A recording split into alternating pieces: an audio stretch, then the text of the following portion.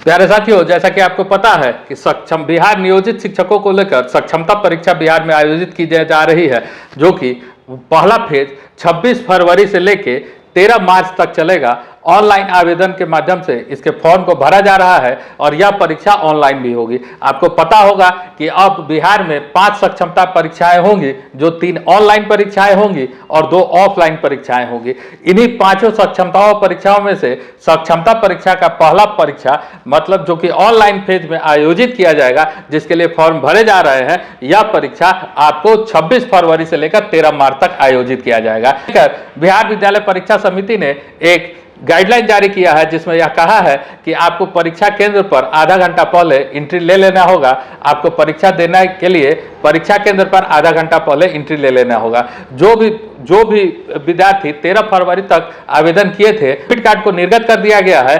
जिन लोगों का जो 13 फरवरी तक परीक्षा के लिए फॉर्म भरे थे, उनके एडमिट कार्ड को निर्गत कर दिया गया है, मतलब उनका एडमिट कार्ड अब जारी कर दिया गया है। अब इनकी परीक्षाएं जो है वह 26 फरवरी से लेकर 13 मार्च तक होगी। जैसा कि आपको पता है कि इसमें 1 to 5, 6 to 8 और 9, 10, 11, 12 की परीक्षाएं होनी है। तो जो बीपीएससी टीआरई 1 का जो सिलेबस है, टीआरई 1 और टीआरई 2 का जो सिलेबस है, इसी सिलेबस के अकॉर्डिंग इन परीक्षाओं को लिया जाएगा। लेकिन यह परीक्षा बीपीएससी ना लेकर यह परीक्षा को बीएसईबी लेगा, मतलब बिहार विद्यालय परीक्षा समिति के द्वारा इन परीक्षाओं को आयोजित कराया जा रहा है। तो इन परीक्षाओं में आपको पता होगा कि 1 to 5 के लिए एक सामान्य पेपर होता है, जिसमें 150 नंबर का सवाल होता है। इन 150 सवाल में 30 भाषा के प्रश्न होते हैं और बाकी सभी सवाल सामान्य अध्ययन के होते हैं, जिसमें कुछ मैथ, कुछ रीजनिंग, कुछ सामान्य अध्ययन, कुछ विज्ञान, कुछ ईवीएस, कुछ करंट के सवाल पूछे जाते हैं। किसी तरह का कोई निगेटिव मार्किंग का प्रावधान नहीं है। समिति ने स्पष्ट कहा है कि अगर आप परीक्षा में ज्यादा निगेटिव गलत क्वेश्चन को बनाते हैं तो नॉर्मलाइजेशन की प्रक्रिया की जाएगी, क्योंकि आपको भी पता है कि परीक्षा 26 फरवरी से लेकर 13 मार्च तक होगी।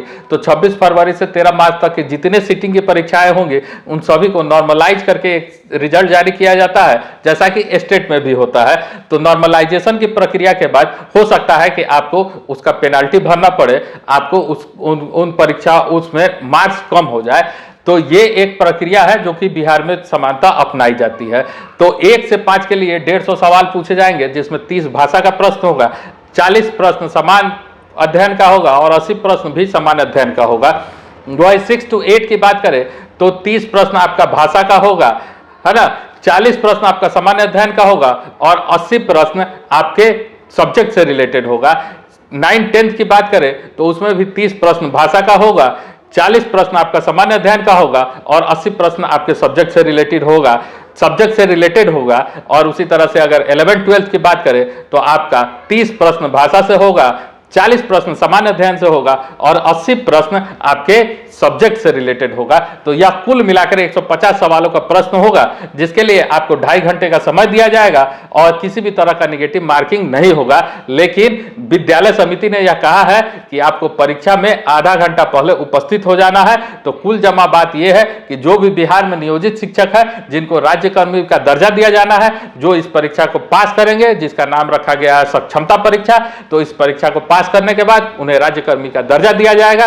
तो यह कुल मिलाकर बिहार में अभी तक 5 बार आयोजित की जाएगी। एक सबसे बड़ी खबर थी कि इसमें आयोग के द्वारा सिफारिश किया गया था कि जो भी लोग परीक्षा पास नहीं करेंगे उनके नौकरी को समाप्त कर दिया जाएगा, जिसके बारे में हाई कोर्ट में भी बिहार सरकार के वकील ने कहा है। और अभी विधानसभा का सत्र चल रहा है, उसमें भी शिक्षा मंत्री से लेकर मुख्यमंत्री तक ने इस बात को कहा है कि इसमें जो लोग पास नहीं करेंगे उसको किसी तरह की कोई इस तरह की कार्रवाई नहीं करने जा रहा है सरकार। वो नौकरी में बने रहेंगे, जो नियमावली में लिखा हुआ था उसी के अनुसार कार्य किया जाएगा।